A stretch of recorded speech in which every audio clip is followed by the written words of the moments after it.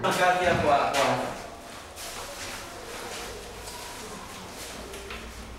Cara, vamos lá. Vamos lá, garoto. Aí, garoto. Peraí, tem que fazer um sinal de... Positivo. Peraí, a foto agora. As fotos aí pro Roberto Márcio. Fala, Marcelo. Deixa que eu falo, Presidente. Mais uma. Olha pra cá, pro Roberto Márcio, hein? Não ele vai bater na gente.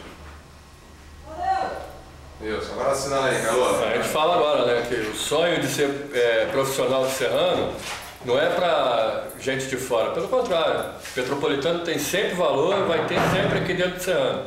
Então, aqueles que têm o sonho de um dia ser profissional de futebol, passa pelo Serrano aqui em Petrópolis. E a gente pede ajuda de todo o entorno, os comerciantes, o poder público, que nos ajude a fazer o sonho de mais jovens, porque isso é que tira os jovens da rua, dá uma profissão para eles e daqui para frente muito boa sorte e que seja muito feliz. Eu que agradeço a toda a diretoria por poder abrir as portas de Serrano e me profissionalizar e realizar meu sonho. Assina aí agora. Aqui tá gravando. É palmas, já tem que bater palmas. Pronto. Foi?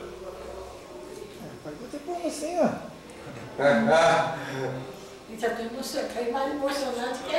Aí tem que vestir a camisa, Tem jogo lá, Marcelo? Claro? Ninguém me ligou, não. Já, o pessoal já tá lá. Tá? Aí dá, já Marcelo me